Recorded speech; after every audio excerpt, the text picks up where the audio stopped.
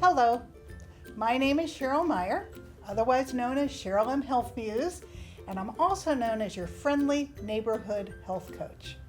And I want to welcome you to It Feels Good to Feel Good, Future Proof Your Health, which is going to be a weekly show on KGM that shares lifestyle changes that you can make yourself to support your health. Why do I want to share this information with you? 7 years ago, after being a business owner for 20 years, I woke up one morning in just horrific pain, where every bone and every joint in my body hurt. So I went to the doctor. She ran lots of tests, and I went again, and she ran some more, and then I went again, and she ran some more, and finally, she called me and announced she was going to give me steroids, but that there was absolutely nothing wrong with me, and I should seek therapy. I knew there was something wrong. I hurt. So she told me that I would be on steroids for the rest of my life, and I decided I was not going to live a life of pain and pills. Why would I take steroids if there was nothing wrong with me? So I dug in and started to research and turn my business over to my staff. I found a functional MD who confirmed that I had autoimmune disease. And by making a series of significant lifestyle changes that I could do for myself, and these are the things that I want to share with you, 5 years later, I have returned to relative health. The best part is that I am now 70 and I feel better than I did when I was 50. I no longer hurt, which is huge. I will always have autoimmune disease, but losing the pain has been amazing. So I went back to school at 67 and became a health coach because I want to share everything I learned with others.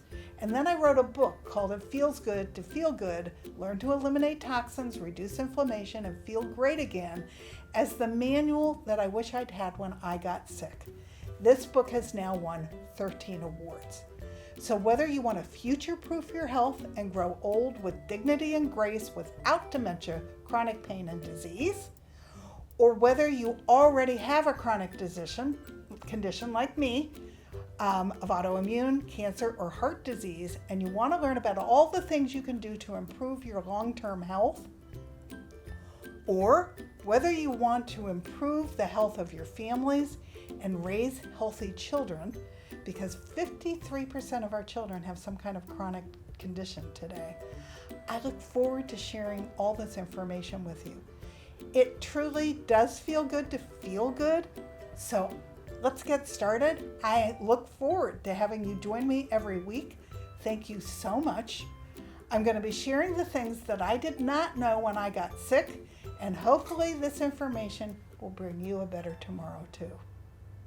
So thank you so much, and let's get started.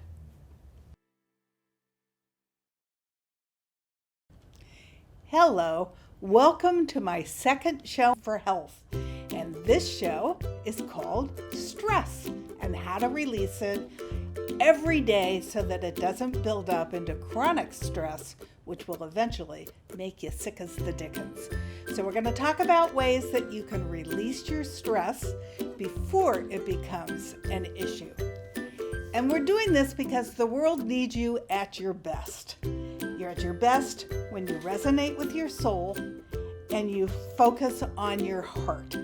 You're at your best when you're in balance and fully present in your life.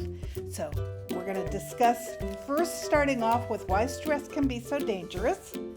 And then we're going to talk about how to release stress so that you stay healthy, because stress can wreak havoc on every organ in your body. Chronic stress can affect every physical and psychological system. And it's important to release it every day, because when it becomes chronic stress, it impacts the following. It will impact heart disease, it will impact high blood pressure, and in the long run, it will impact your immune system. It is one of the main causes of autoimmune disease, and it will make you susceptible to infection. So it's really important that you stay in contact with your body and whether or not you're getting stressed. Stress actually contributes to something called leaky gut. And leaky gut leads to inflammation. Inflammation leads to chronic disease.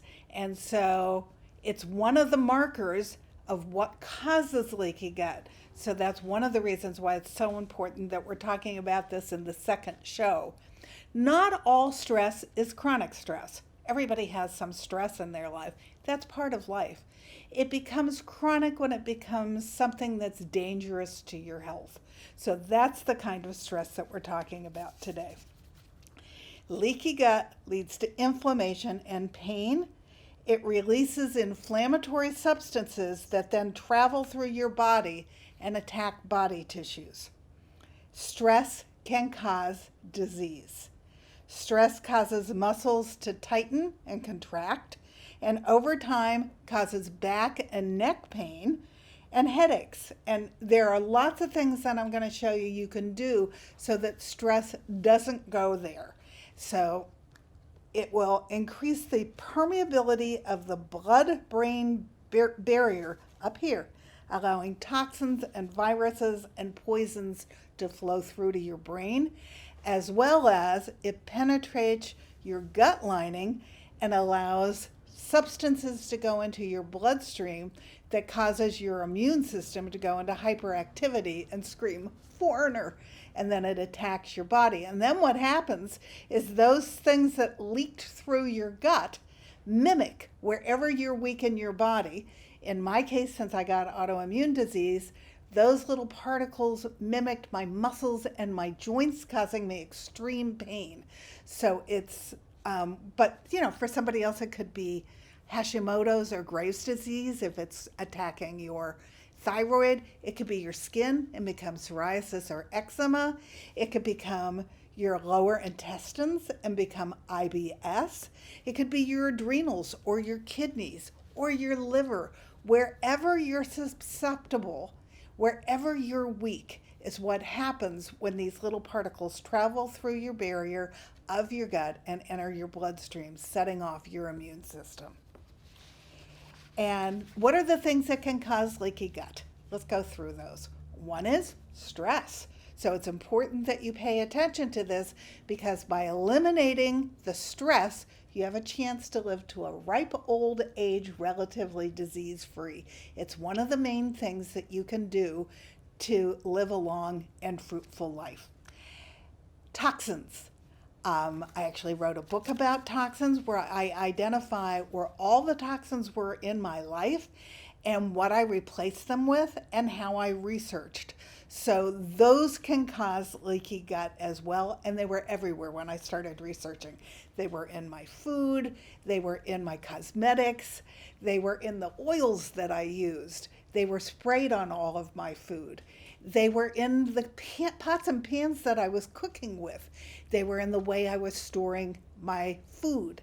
They were in my water, both what was coming out of my tap and also when I was buying plastic water bottles.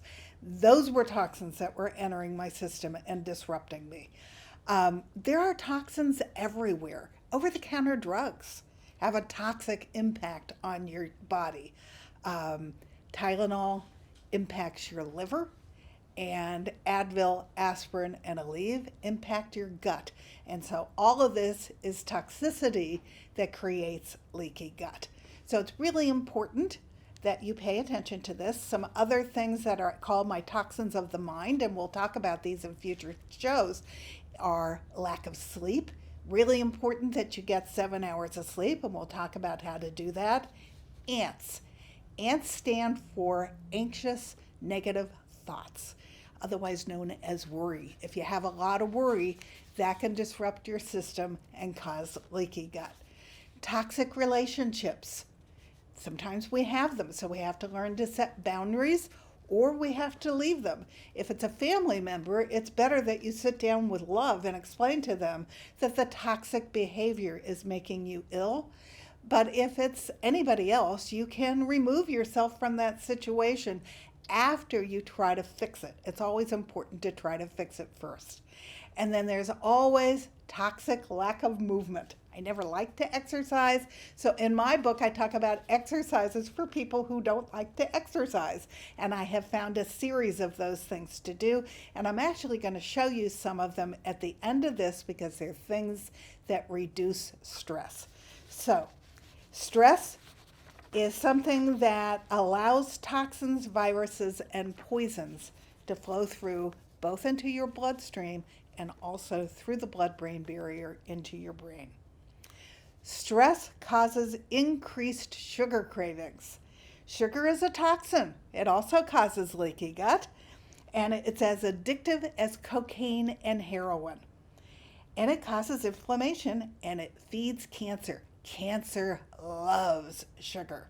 So if you're a cancer survivor, or if you have cancer in your background and another relative has had cancer, start to eliminate the sugar now because it will really help if the cancer does not have the sugar to feed on to keep you well and to keep you cancer free. It releases dopamine, which is the feel-good brain chemical, and unfortunately, that leads to cravings. So what it does is it mucks around with your hormones that actually regulate your appetite. So stress will make you feel like you're always hungry, even after you've eaten a large meal. And so it's not willpower that's keeping you from losing that weight. It becomes the fact that you have stress and you have sugar, and they're both causing you to want more food than your body would want if you were not going in that direction. Stress messes with your memory and your brain functions. It causes weight gain and increased belly fat. It reduces blood flow to the skin, causing skin disorders. So not only do you have leaky gut that's contributing to psoriasis and eczema, but stress reduces the blood flow to the skin, which increases the possibility of eczema and psoriasis. Stress impacts your mood, increasing anxiety and depression. And believe it or not, it is now thought that depression starts in the gut, and stress is a major contributor. There's groundbreaking research that has recently been done by Elizabeth Blackburn, a PhD, and she won the Nobel Prize for it because she discovered something called telomerase and telomeres role in the aging process. And her partner, Elisa Eppel, also a PhD, is the health psychologist who's done the original research on how a specific lifestyle and psychological habits protect your telomeres. So what are telomeres? Telomeres are the tips of your DNA. And so it's important that your telomeres not get shortened, because if your telomeres start to shorten, it will then impact first your skin and then your longevity, and stress can shorten telomeres. So this is a really important piece of information. Telomeres slow disease and improve life was their conclusion. It's a region of repetitive DNA at the end of a chromosome, which protects the end of that chromosome from deterioration. So their final conclusion is telomeres don't sweat the small stuff.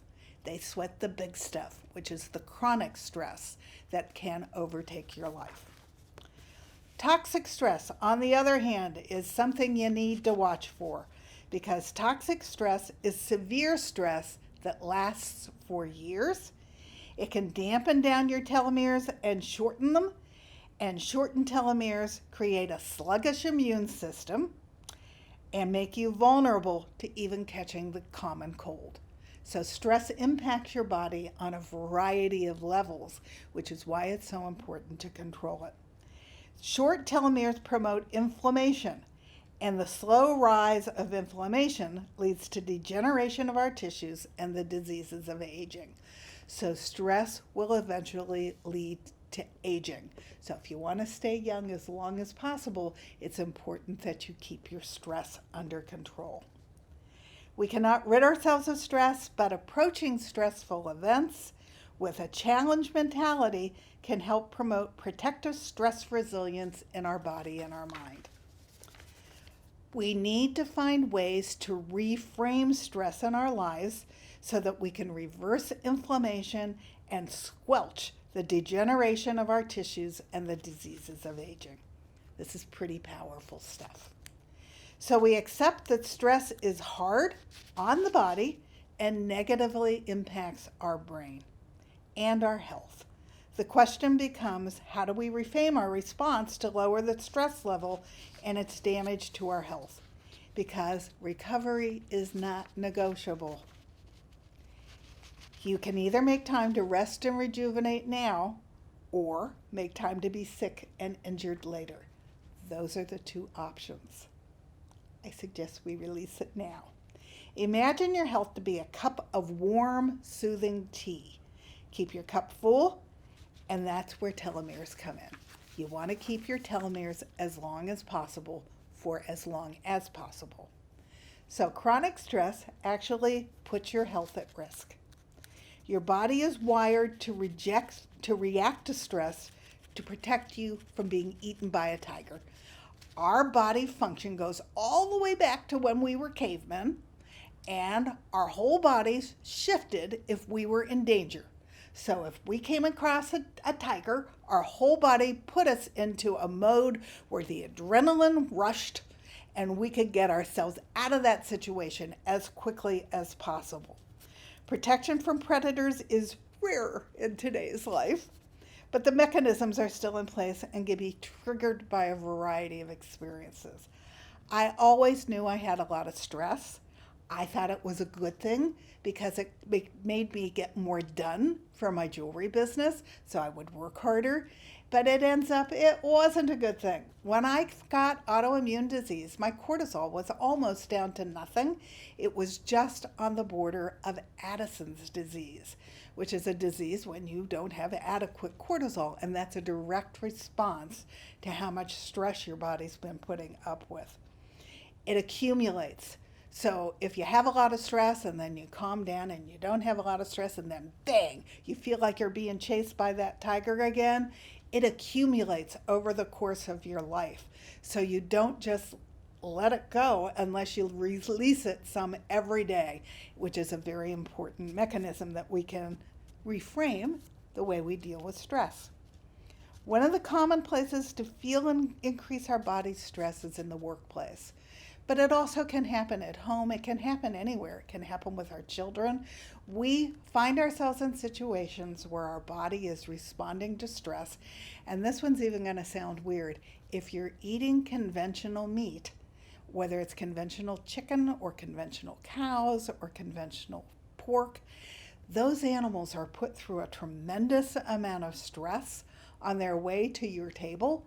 And you inherit all those stress hormones when you eat that meat, which is another reason, in my opinion, and we'll get to this in a future show, that you should be eating pastured meat where they're eating their natural diet and they're treated humanely, because their stress hormones, you got plenty of stress hormones of your own. You don't need the animals. So stress continues to accumulate in the body and has to be released before it becomes chronic or toxic. The long-term activation of the stress response system and overexposure to cortisol and other stress hormones can disrupt almost all of your body's processes. This puts you at increased risk for the following health problems: anxiety, depression, digestive problems, headaches, heart disease, sleep problems, weight gain, memory, and concentration impairment. I already explained that chronic stress can lead to leaky gut, and leaky gut can lead to disease because leaky gut increases inflammation in the body, and then inflammation leads to disease. As the bacteria in the gut break down our food into amino acids, a healthy gut lining allows friendly amino acids to go into our system as particles that are recognized by our immune system as friendly particles.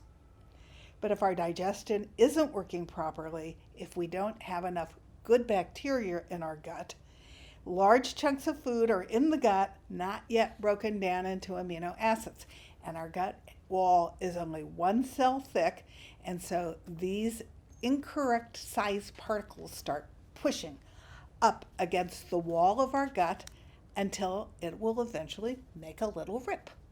Now, our gut wall can be rebuilt every 7 days, but there's a point at which the body can't keep up with it, and that's when the leaky gut starts to do its damage, because more and more particles start to go into the blood system that the body doesn't recognize and the immune system doesn't recognize, which is when it calls attack. Leaky gut is where the link in the chain of your gut breaks. Tiny little holes allow these large food particles to pass through the wall and into your bloodstream, and then these holes eventually remain open, allowing larger food particles to pass through. These holes have to be healed and closed in order for disease to stop progressing. Over time, you can build up antibodies against any food that's slipping through. One of the antibodies that I have a problem with now is chicken. I used to eat so much chicken, I thought I was going to cluck. Well, guess what? Now chicken is a sensitivity of mine because I have built up antibodies against that food. So if I eat chicken, it goes into my blood system. My body recognizes it as something foreign and reacts as if it's something that it should be attacking. So your immune system perceives more and more particles as the enemy. Chronic stress is a contributing factor of chronic disease. These particles do a form of molecular mimicry, which I discussed. Our immune system sees them as foreign invaders, similar to other cells in the body, and these particles could look like thyroid disease or psoriasis or eczema, or your gut can be attacked, and they're foreign invaders, so your body doesn't know what to do with them. And so it begins to attack our own body. The immune system is signaled to attack whatever the body system is, and wherever our greatest vulnerability is where the tissues being mimicked are. For me, it was my muscles, my livers, and my pancreas. For somebody else, it might be the thyroid. It's what causes MS and lupus. It's what causes rheumatoid arthritis and diabetes. It's what causes brain fog and eventually can cause Alzheimer's. It's now thought to be one of the causes of Parkinson's. It might even cause autism. It causes healthy functions to break down. So stress can be everything from divorce to your boss, to your bills, to your work, to relocating to a new home, to a headache, to a sick day, to death, to a promotion. That would be a positive thing, but it can cause stress. To your family, to your children, to your report cards, to the fact that you can't sleep. All of that can become stress, and when it accumulates, it becomes chronic. And chronic stress is what we're talking about. So there are a series of little exercises that you can do to release your stress on a daily basis. And I recommend that you do these, if not every hour on the hour, you take intervals throughout the day where you just take a couple of minutes and release the stress that's building up in your body.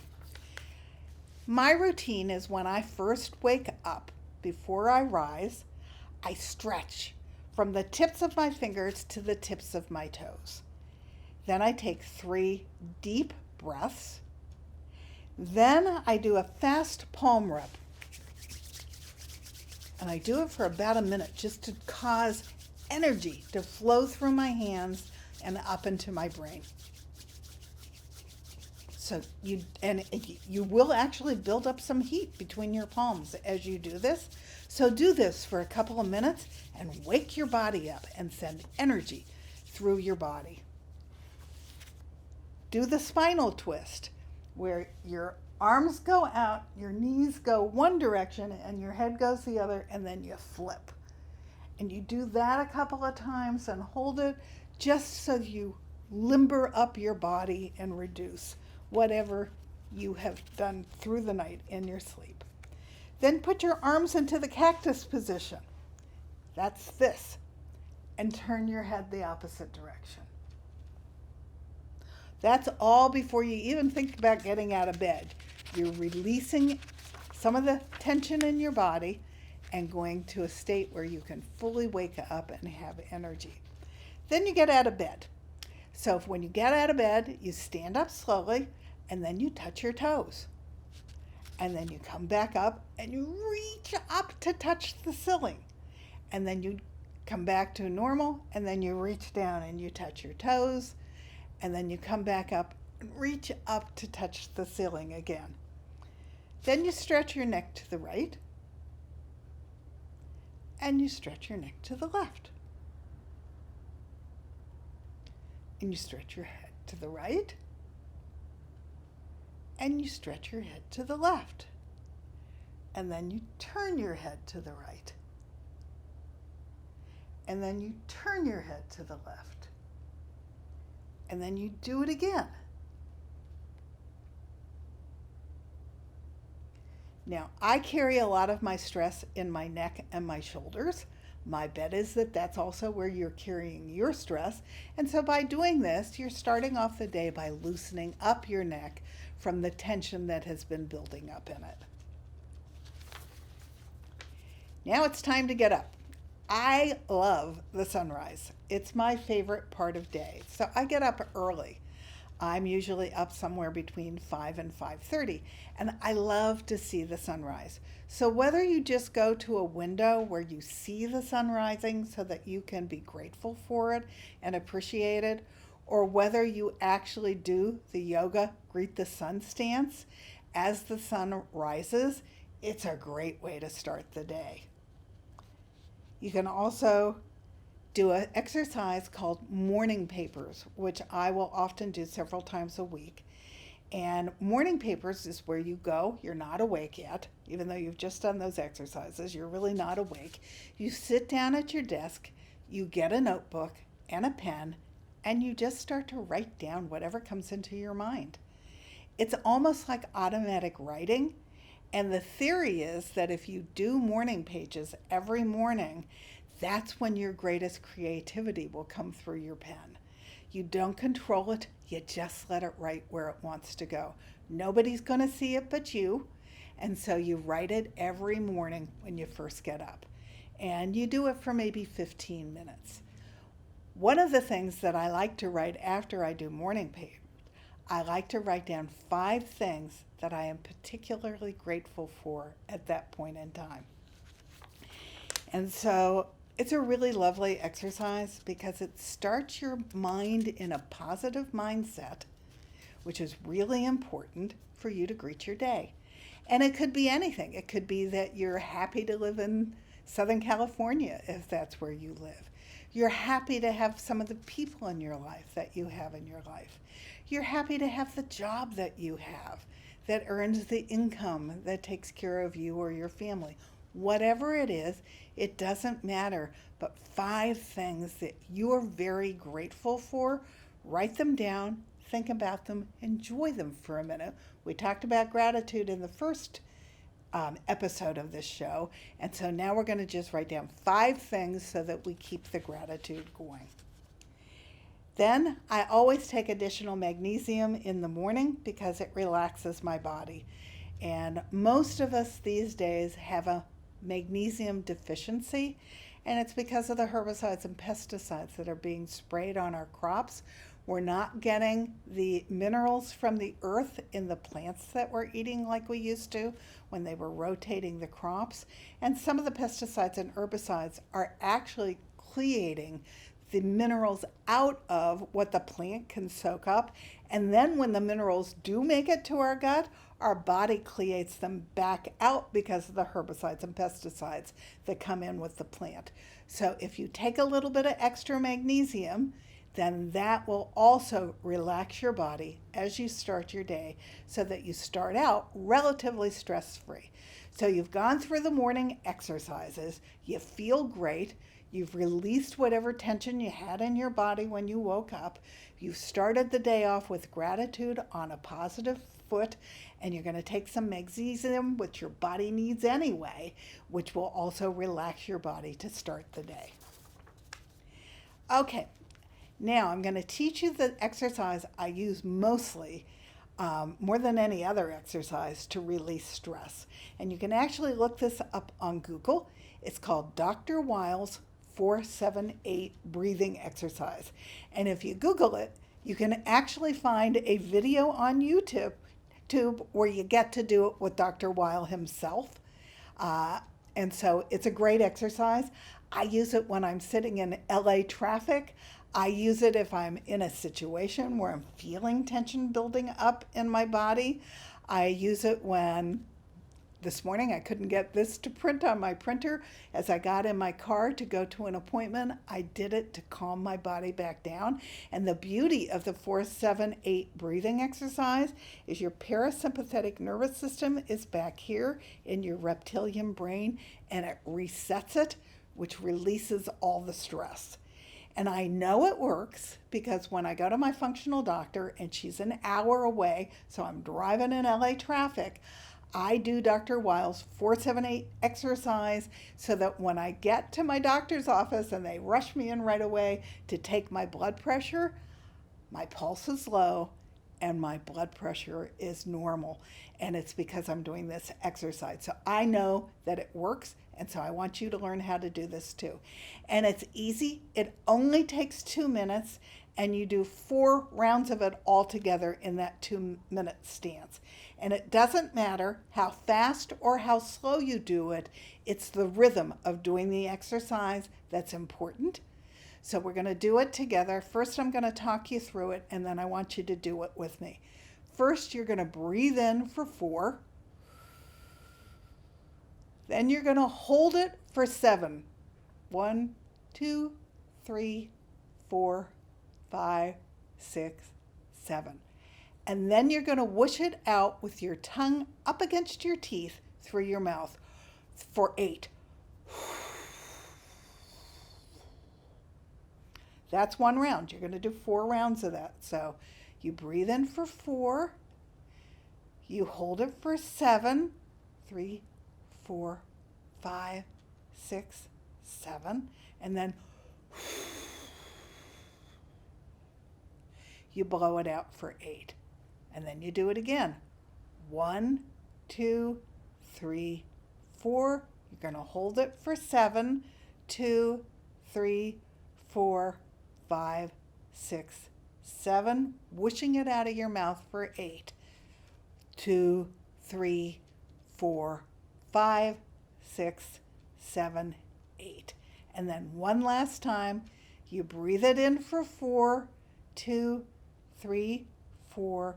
You hold it for 7. 2, 3, 4, 5, 6, 7. And then you blow it out for 8. Believe it or not, that round of 4 breathing exercises resets your parasympathetic nervous system, releases all the stress in your body, and keeps you from getting to a state of chronic stress. But there are other exercises that I want to teach you as well. The next one is where you're going to take your fingers, put these aside,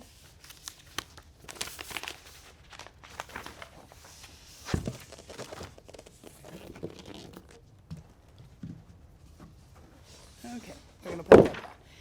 You take your fingers and you find your belly button. You're going to take your 2 index fingers and you're going to put them in your belly button, and then you're just going to jiggle it. The theory of this is that your belly button was the beginning of all life. And so through your belly button, you can impact your entire body. Depending upon what direction you point to, you can exercise. Right now I'm going down, so I would be exercising my intestines. If I go over to the left, I'm exercising my pancreas. If I go over to my right, I'm exercising my liver. If I go up, I'm exercising my lungs. If I go to the side over here, I'm exercising my kidneys. And through your belly button, you're impacting all the organs in your body cavity, and you're releasing stress. Now, there's a tool for this if you don't want to use your fingers. If you're sitting in the office, fingers is a great way to do it because nobody knows what the heck you're doing while you're doing it. But if you're at home, I strongly recommend that you use the belly button wand. I know when I pull this out, people go, what the heck is that thing? Well, this is called a belly button wand, and it has a little belly buddy on the end of it. And I know this works because John, my husband, and I went to a lecture by Dr. Emerald Meyer at UCLA. He's the head of neurology, and he was poo-pooing that this couldn't possibly work. But he had his brain machine there that was measuring brain waves. And so he started bringing people up on the stage, and they were using the belly button wand.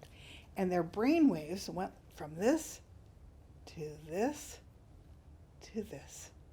And so he became a huge believer in the belly button wand because, yep, it resets the parasympathetic nervous system. So you put it in your belly button. It's a little bit easier to do it this way because your fingers get tired when they're doing it. And again, you just jiggle it. And you do this for maybe a minute or two. And depending upon what direction the belly button wand is used in your belly button, you're exercising different organs in your body cavity and healing them because you're sending blood to the different organs that are there. So you want to keep doing it in different directions, and you're releasing stress while you're doing it. Now, this can also release stress because of the handles. You can pound your muscles and release your stress that way. And I tell you, it feels really good. And sometimes at night when John and I are stressed, we'll do this on each other. It's a very loving thing to do, and it feels really great. And just having done that for a few minutes, I feel how good it is to get that stress out of those muscles. So you can go online and you can just search for a belly button wand. I think Amazon even sells them now.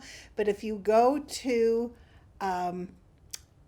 Body and Brain or one of the sites that is actually the creator of the belly button wand, there are videos that you can watch with all the different ways you can use it and all the doctors that have endorsed it because it's such an incredibly great tool to release stress in your body. Okay, then what's up next? The next stress exercise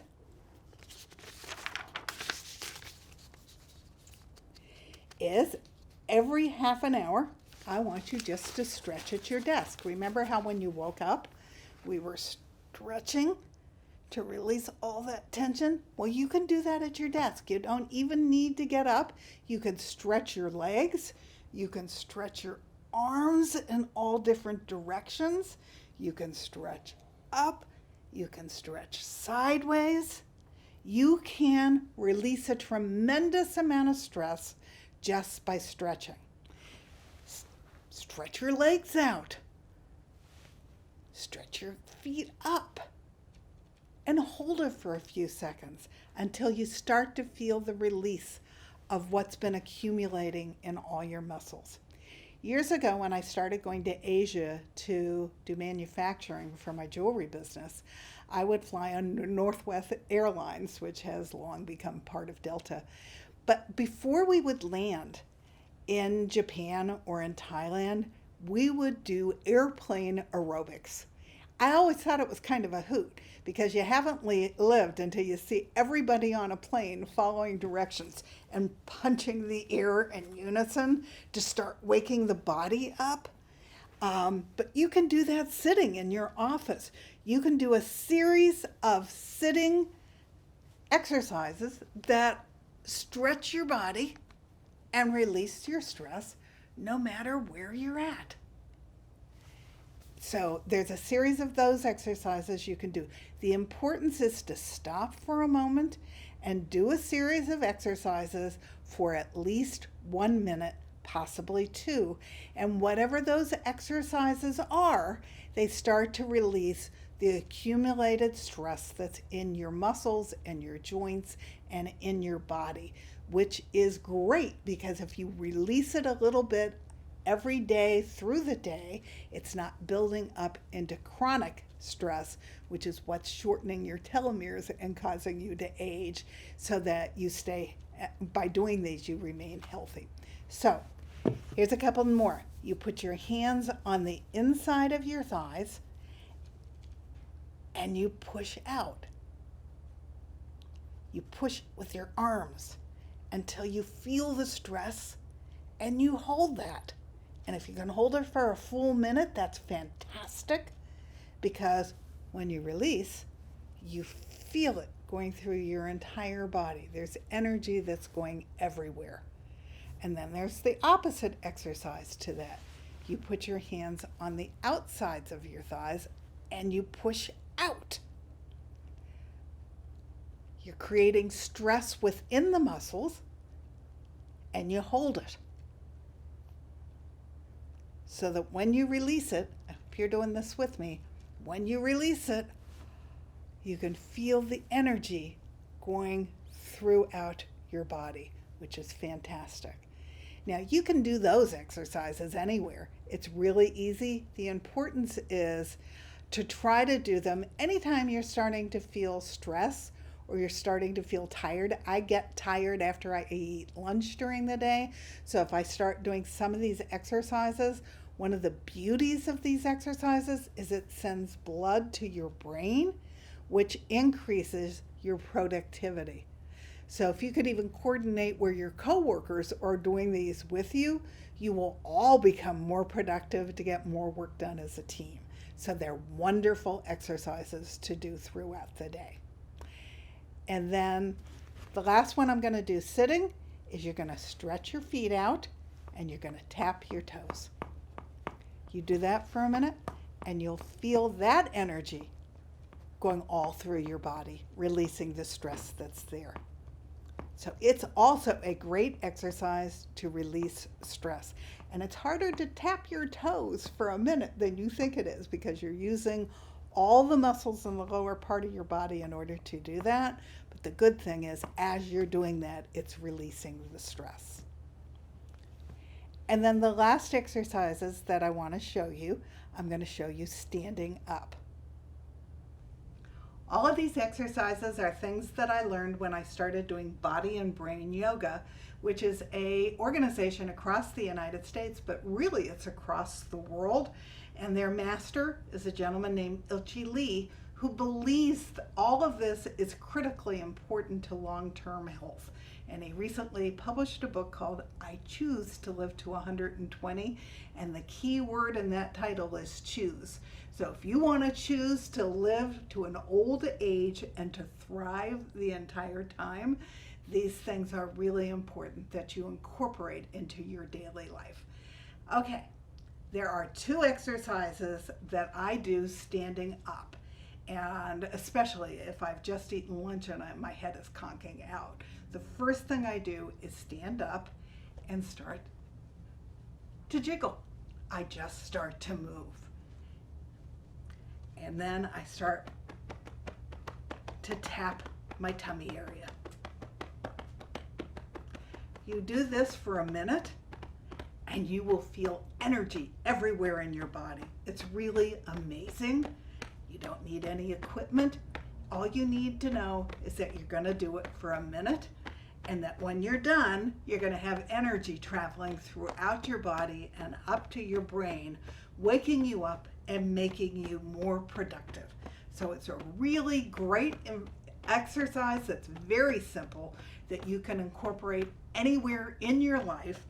I've even done this in an auditorium filled with people where we're all just standing and moving and tapping our gut and feeling the energy travel through our body. It's an important exercise to do because it feels great and it will wake up your brain, which is part of what we want to do, and it releases all the stress in your body. So you do that for 1 full minute. It's not hard to do this exercise for a minute, but the payoffs are huge. The second exercise, I don't know if you're going to be able to see me doing the whole thing, but you start down at your toes and you start tapping your body. And you work up one leg and then down the back, and then you work up the leg and you work down the back, and then you move over to the other side. So I'm going to start to tap.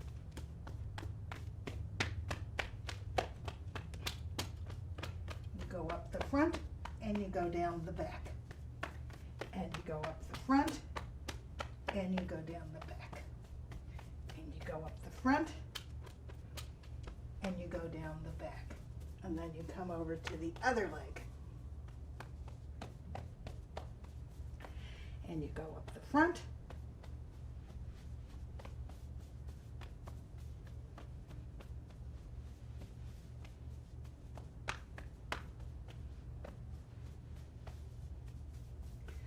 Okay, then you come up to your gut. And you do it around to the front and the back. And you're tapping the whole time.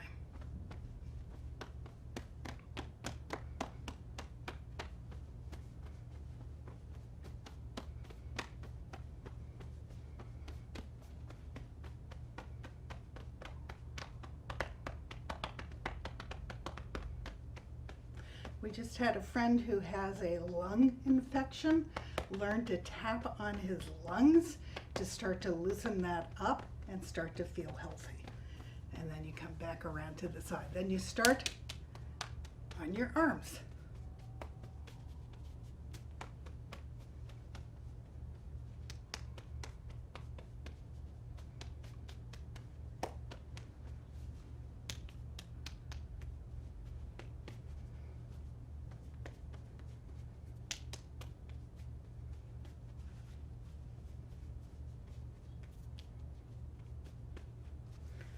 Then you come to your shoulders.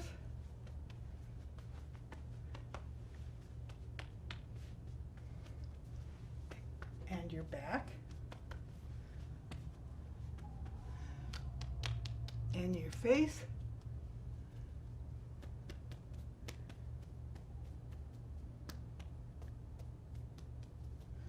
And then you come back down and you pat on your back side and your back.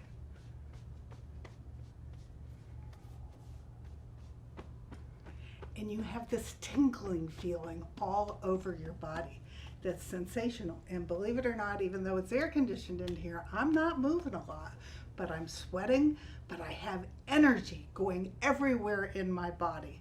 And so that's releasing stress too. So those are the two standing versions of the exercise that I want you to do.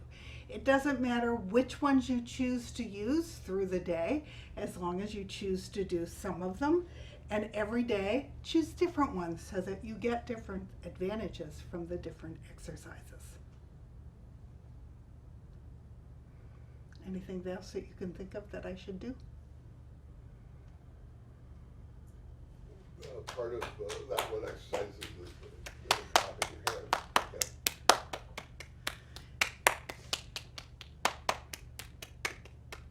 Yeah. And rubbing your hands, which also creates energy everywhere. There are more exercises that we learned. We worked with energy, but this is a great way to start because what I'm talking about is releasing stress before it becomes chronic. So these are exercises that will help you do that.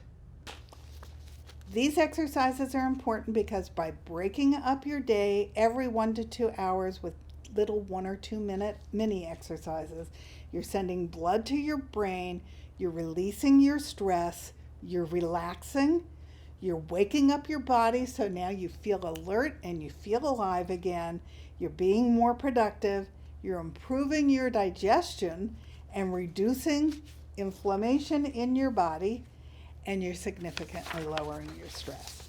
Okay, so what else are you going to do to take care of yourself so that you don't get chronic stress?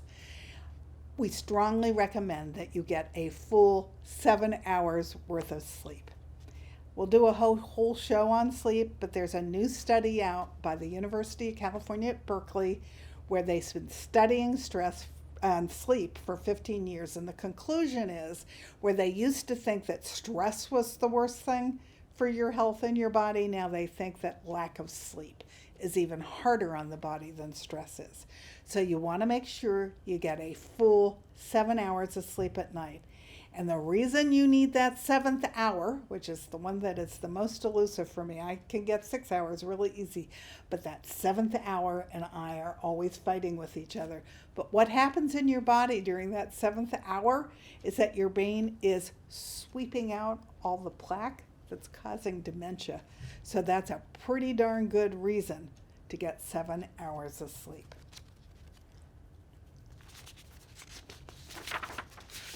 Your evening routine, so that you can get your 7 hours of sleep, is you need to turn all your electronics off a half an hour before you go to bed. You need to breathe to relax. So again, I use Dr. Andrew Weil's 4-7-8 breathing exercise. I even use it when I'm laying in bed. If I can't go to sleep, I do a couple rounds of the breathing and wham, I'm out. You want to lower the temperature in your house for sleeping. So if you can't fall asleep, the lower temperature will help you go to sleep so that you snuggle into the covers and your house is cool and you're not hot and you're not sweating and you're not uncomfortable. And that's much more conducive to getting 7 hours of sleep. If you can't fall asleep, do a mindful mind exercise. I don't know if any of you know where your chakras are, but I actually wash my chakras from my head to my toe. I start with the 7th chakra and I bring light in and out, and then in and out of my third eye, and then in and out of my throat chakra, and then in and out of my heart chakra, and then in and out of my solar plexus, and then in and out down here in my 2nd chakra, and then I shoot the light down through my bottom into the earth, and I keep drilling the light down until it goes all the way down to the orange light ball at the center of the earth. And then I grab that energy and bring it back up, laying roots out as it goes until I bring it up through my body and out over the top of my head. And then I swirl it around my body. And by the time I do all that, I am sound asleep, because it's a mindful exercise that relaxes the brain, and cha-bing, cha-bang, I'm asleep. Or if you have a busy mind when you go to bed, keep a pen and a pad right next to the bed. And as you have all these wild thoughts with the busy mind, write them down in the notebook, close the notebook and put it aside and let those thoughts be. They'll be there when you get up in the morning, but by writing them down, you get them out of your head so that you can go to sleep. Okay, how to foster weekly alone time as part of your stress care. It's really important that you spend some time alone. And I know some of you have such busy lives, finding 5 minutes to yourself is probably a challenge, but it's important to have a little bit of time to yourself to spend in silence. So you want to mix your alone time with some productivity, with some relaxation, with some meditation, and with some self-reflection. So the best way to do this is to go out into nature, where you'll have some of your deepest and most pure thoughts. The more time you spend with yourself and fill it with intentional productivity, self-care, and love, solitude will change from being generally lonely to being cherished alone time, which is a positive time of growth in your life. So foster your alone time, and once you go through the window of lonely and come out to aloneness, you'll savor it and you'll thoroughly enjoy it, and you'll never be lonely again. So it's important to foster a little bit of time, even if it's only 15 minutes, where you go out into your backyard and contemplate how the grass is growing, whatever it is. I have a rose garden in my backyard. I like to walk out to my rose garden and clip whatever roses have grown. I love to just walk around the perimeter of my backyard and enjoy being outside. If you can take a walk in your neighborhood, that's great alone time. If you can take a walk in the mountains or along a river or at the beach and foster that alone time, which is time just to be cherished for you, all of that is great for making a space for yourself where you release all the stress of your day and you can be mindful for what's going to happen next. This one is probably my craziest suggestion, but I do use it and I do enjoy it. And that's where you find a tree somewhere that you love and you go breathe with the tree. They're learning a lot about trees. I'll probably do a whole show on trees at some point because they're discovering that the root system under the earth, where there are several trees, connects them together in a community, and they actually communicate with each other. And remember, you need the tree's oxygen and the tree needs your carbon dioxide. So if you go out and you stand there and you breathe with a tree, you're giving it what it needs and it's giving you what you need. And it's a great way to release whatever's going on in your life. It's just a quiet exercise. You're not thinking, you're just breathing. And anytime you can just breathe, it's really good for your body and your soul.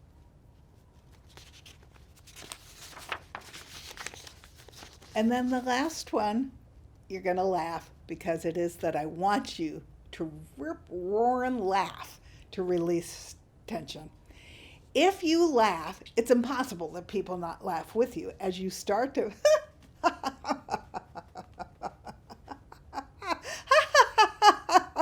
people will start to join you, and the more people who join you, the more of you are laughing until eventually somebody's even crying because you're laughing.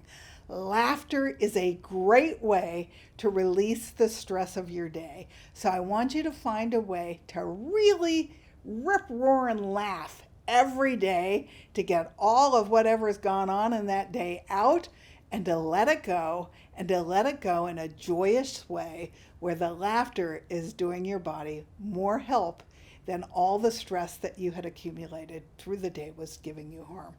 So laugh often. It's the best stress buster of all.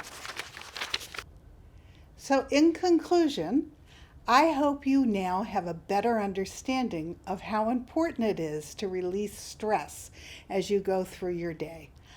I knew I had stress. I never thought about the fact that it was going to make me sick as the dickens and that it was a major reason that I got autoimmune disease and that my chronic illness and my inflammation and my toxic load toppled over the top, in part because I was not dealing with the stress in my body that was accumulating. So I wanted you to understand how important it is to first be aware of what stress is, the difference between just everyday stress and chronic stress, where you're being chased by that tiger 24/7, and then how simple it is as you go through your day to do a series of short, meaningful exercises that get all that stress and tension out of your body, which allows your body to function properly. It allows you not to sweat the small stuff, and it allows your telomeres not to get shortened on your DNA, which in the long run will cause disease and will cause aging. So stress is important. Incorporate some of these ideas into your daily life and live long and thrive. Next shows are going to start on food and how food quality matters. So I hope you'll join me next week for our next episode of Future Proof Your Health, because it really feels good to feel good. And I'm trying to get you to a point where you won't get sick like I did. You'll know things long before you reach that point so that you keep your body healthy in the long run. So thank you for joining me. I'll see you next week.